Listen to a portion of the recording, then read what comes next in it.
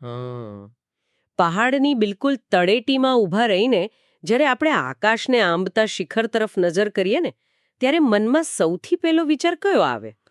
એ જ કે ભાઈ ત્યાં સુધી પહોંચીશું કેવી રીતે? સાચી વાત. કદાચ એ જ કે ત્યાં પહોંચીશું કેવી રીતે. એ ઊંચાઈ અને અંતર એટલું વિશાળ દેખાય છે કે આપણું મન ત્યાં જ થાકી જાય છે. બિલકુલ. ઘણી વખત તો લક્ષ્યની વિશાળતા જ આપણા પગને જમીન સાથે જકડી દે છે અને આપણે પેલું ડગલું ભરવાની હિંમત પણ હારી બેસીએ છીએ. પહાડની ટોચ જોઈને ક્યારે પગલાં ન ભરી શકાય. બહુ સાચી વાત કહી. અને આ જ વાત તાજેતરમાં દેગામની બીબી દેસાઈ હાઈસ્કૂલના એક રિપોર્ટમાં બહુ જ રસપ્રદ રીતે સામે આવી છે.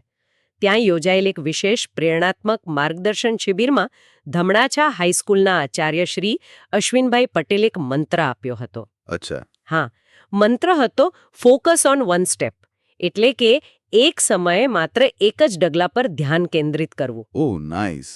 તો આજના આ ઊંડાણપૂર્વકના વિશ્લેષણમાં આપણું મિશન આ અહેવાલમાંથી સફળતાના એવા સિદ્ધાંતો તારવવાનો છે જે જે માત્ર વિદ્યાર્થીઓ માટે જ નહીં પરંતુ કોઈ પણ જટિલ લક્ષ્યનો પીછો કરી રહેલા લોકો માટે ઉપયોગી સાબિત થઈ શકે.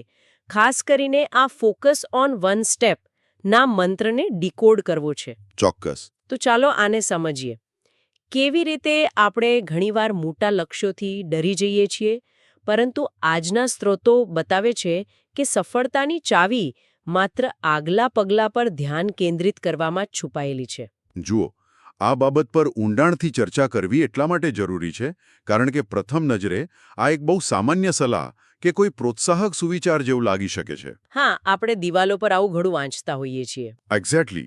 પરંતુ જો તેની પાછળના વિજ્ઞાનને સમજવાનો પ્રયાસ કરીએ તો ખ્યાલ આવે કે આ માનવ મનોવિજ્ઞાન અને આપણી કાર્યક્ષમતા સાથે જોડાયેલો એક અત્યંત શક્તિશાળી સિદ્ધાંત છે. ઓહ વાહ, મનોવિજ્ઞાન સાથે. હા, આજના માહિતીના અતિરેકના યુગમાં જ્યાં ભવિષ્યની ચિંતાઓ સતત મગજ પર હાવી રહેતી હોય છે, ત્યાં વર્તમાન પર ધ્યાન કેન્દ્રિત કરવાની આ પદ્ધતિ સૌથી વધુ પ્રાસંગિક છે. તો પછી શ્રી અશ્વિનભાઈ પટેલના એ મુખ્ય સંદેશથી જ વાતની માંડણી કરીએ. હા, ચોક્કસ. તેમણે વિદ્યાર્થીઓને સમજાવ્યું કે મંઝિલ ભલે ગમે તેટલી દૂર હોય, પણ જો પૂરું ધ્યાન અત્યારના એક ડગલા પર એટલે કે આજના અને વર્તમાનના અભ્યાસ પર કેન્દ્રિત કરવામાં આવે તો મહાશિખરો ચોક્કસપણે સર કરી શકાય છે. બરાબર છે. પેલા પર્વતવાળા ઉદાહરણને જ આગળ વધારીએ તો જો કોઈ વ્યક્તિ પર્વત ચડતી વખતે સતત ટોચ તરફ જ જોયા કરે ને તો તે પડી શકે છે. હા, તો તે ઠોકર ખાઈને પડવાની શક્યતા સૌથી વધુ છે. પરંતુ જો તે માત્ર તેના આગલા પગલા પર ધ્યાન આપે તો કલાકો પછી તેને પોતાને ખબર નહીં પડે કે તે આટલી ઊંચાઈ પર ક્યારે પહોંચી ગયો. બિલકુલ. જો આપણે આને મોટા ચિત્ર સાથે જોડીએ તો મનોવિજ્ઞાનની ભાષામાં આ પ્રક્રિયાને કોગ્નિટિવ લોડ રિડક્શન કહેવામાં આવે છે. Cognitive load reduction. હા. લાંબા ગાળાના મોટા લક્ષ્યો જેમ કે બોર્ડની પરીક્ષામાં ટોપ કરવું હોય કે પછી કોઈ મોટો બિઝનેસ ઊભો કરવો હોય, આ બધી બાબતો સ્વાભાવિક રીતે જ આપણા મગજમાં ભય પેદા કરે છે. હા, સાચી વાત છે. તો અજ્ઞાત પરિબળોની ગણતરી કરવા માટે ડિઝાઇન નથી થયું. રાઈટ. જ્યારે સામે બહુ જ મોટું ટાસ્ક આવે છે ત્યારે મગજનું એમિગડાલા નામનું કેન્દ્ર સક્રિય થઈ જાય છે. ત્યાં મોટા લક્ષ્યને એક ખતરા તરીકે જુએ છે અને આપણે ગભરામણ અનુભવીએ છીએ. એક મિનિટ ઉભા રહો. આ કોગ્નિટિવ લોડ રિડક્શન અને મગજના ખતરાની વાત થોડીક જટિલ લાગે છે મને. જરા સરળ ભાષામાં સમજીએ. હા, ચોક્કસ. રોજિંદા જીવનના કોઈ ઉદાહરણથી આ કેવી રીતે કામ કરે છે તે સમજાવો ને. જુઓ, ધારો કે કોઈ વ્યક્તિએ 20 કિલો વજન ઘટાડવાનું લક્ષ્ય રાખ્યું છે. જો તે દરરોજ સવારે ઉઠીને એ જ વિચારશે કે અરે રે મારે હજુ 20 કિલો વજન ઘટાડવાનું છે, તો તેનું મગજ એ વિચારથી જ થાકી જશે. અરે હા, એ તો છે. વિચારથી જ થાક લાગી જાય. આ જ કોગ્નિટિવ લોડ છે. મગજ તરત જ સિગ્નલ આપશે કે ભાઈ આ કામ બહુ મોટું છે, આપણાથી નહીં થાય. પણ જો તે વ્યક્તિ લક્ષ્યને નાના કાર્યોમાં વિભાજિત કરે, જેમ કે મારે માત્ર આજે સવારે ચાલવા જવું છે, તો મગજ માટે આ કામ વધુ સરળ બની જાય છે. ઓહ, એટલે મગજને નાનું કામ સહેલું લાગે છે. બરાબર.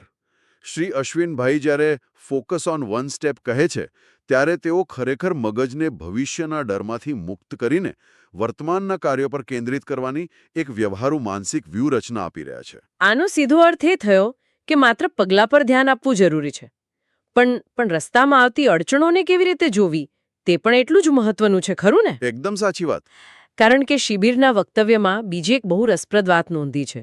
શ્રી અશ્વિનભાઈએ કહ્યું કે મુશ્કેલીઓને પથ્થર માનવાને બદલે પ્રગતિના પગથિયા બનાવીને આગળ વધવું જોઈએ.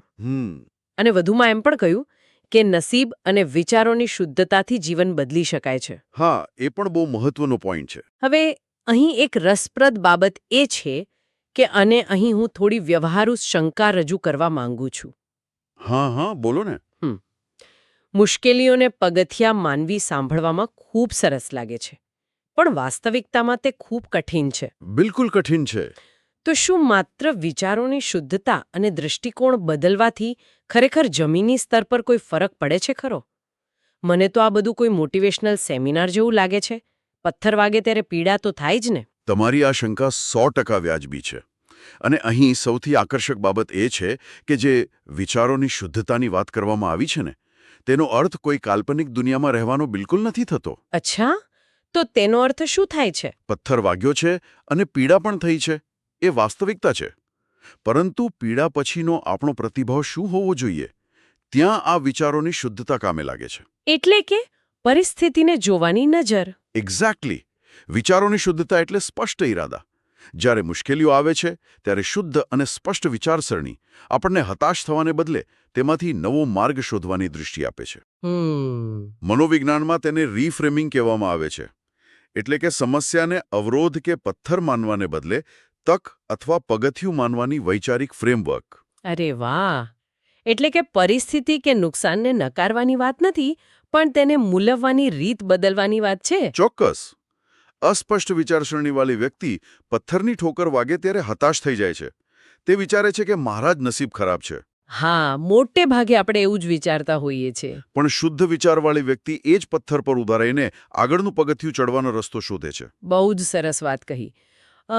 હવે માનસિકતા કેળવ્યા પછીનો તબક્કો આવે છે.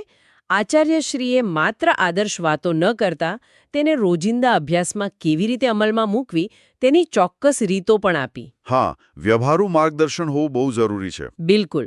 જેમ કે તેમણે ખાસ ભારપૂર્વક કહ્યું કે ગણિત જેવા વિષયોમાં માત્ર વાંચન નહીં, પણ ગણતરીનો આગ્રહ રાખવો જોઈએ. રાઈટ. આ વાંચીને મને તરત જ પેલું તરતા શીખવાનું ઉદાહરણ યાદ આવી ગયો. કયું ઉદાહરણ? આ તો એવી વાત થઈ કે તરતા શીખવા માટે માત્ર પુસ્તક વાંચ્યા કરવું, જ્યાં સુધી પાણીમાં કૂદીને જાતે હાથ પગ ન ચલાવો ત્યાં સુધી તરતા ના આવડે. ગણિત પણ માત્ર આંખોથી નહીં, પેન અને કાગળથી જ શીખી શકાય. અરે વાહ, બહુ જ સચોટ ઉદાહરણ આપ્યું તમે. Thank you. અને આ જ કારણ છે કે ધોરણ 9 અને 11ના વિદ્યાર્થીઓ માટે આ પ્રાયોગિક માર્ગદર્શન ખૂબ અસરકારક છે. કેવી રીતે? જુઓ, વિજ્ઞાનની ભાષામાં આને મસલ મેમરી કહે છે. જ્યારે તમે જાતે ગણતરી કરો છો ત્યારે મગજમાં ન્યુરલ પાથવે મજબૂત બને છે. એટલે પ્રેક્ટિસ કરવાથી મગજને આદત પડી જાય છે. બરાબર. અને તેનાથી શું થાય?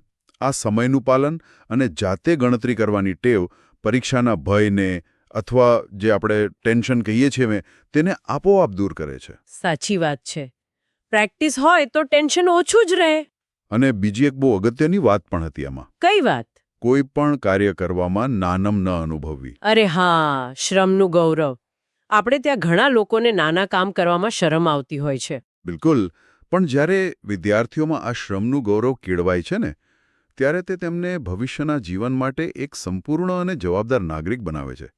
માર્કશીટ તો માત્ર કાગળ છે, અસલ શિક્ષણ આ જ છે. બહુ સાચી વાત.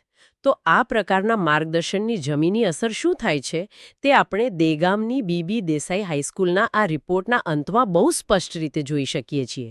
હા, અંતિમ ભાગ બહુ જ હકારાત્મક હતો. કાર્યક્રમના અંતે બીબી દેસાઈ હાઈસ્કૂલના આચાર્ય શ્રી રાકેશભાઈ ધીવર, સમગ્ર શિક્ષકગણ, ગૃહપતિ અને શાળા વ્યવસ્થાપન સમિતિ દ્વારા શ્રી અશ્વિનભાઈ પટેલનો આભાર માનવામાં આવ્યો. અને રાકેશભાઈએ ખાસ નોંધ્યું કે આવા સત્રોથી વિદ્યાર્થીઓમાં માત્ર આત્મવિશ્વાસ જ નથી વધતો, પરંતુ તેમને જીવનના સાચા મૂલ્યો પણ સમજાય છે.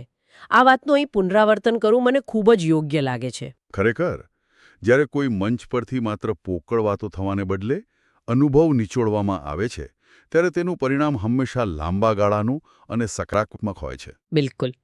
અને આપણે આ શત્રુની સકારાત્મક અસરોને બિરદાવીને આજની આ ચર્ચાના સમાપન તરફ જઈ રહ્યા છીએ. હા, આજના આ ઊંડાણપૂર્વકના વિશ્લેષણમાં ખરેખર મજા આવી. મને પણ કાર્યક્રમ પૂરો થતા પહેલા શ્રોતાઓ માટે હું એક વિચારવા જેવો પ્રશ્ન મૂકવા માંગુ છું. ચોક્કસ. શું પ્રશ્ન છે? આજે આપણે એક ડગલા પર ધ્યાન કેન્દ્રિત કરવાની વાત માત્ર શાળા અને અભ્યાસના સંદર્ભમાં સાંભળી. પરંતુ જરા વિચારો, જ્યારે શાળાનું શિક્ષણ પૂરું થઈ જાય ત્યારે જીવનમાં આવતી મોટી કારકિર્દીની કટોકટી કે અંગત જીવનની ઉથલપાથલ વખતે શું આ જ એક ડગલાનો સિદ્ધાંત આપણા અદૃશ્ય ભયને કાબૂમાં લેવા માટેની સૌથી મોટી અને અકસીર સંજીવની ન બની શકે? જ્યારે ભવિષ્ય ધૂંધળું લાગે ત્યારે બસ એક જ ડગલું આગળ ભરવાનું. બહુ જ ઊંડો વિચાર છે આ. હા, અને આ વિચાર સાથે જ આપણું આ ઊંડાણપૂર્વકનું વિશ્લેષણ અહીં સમાપ્ત કરીએ છીએ. આવજો.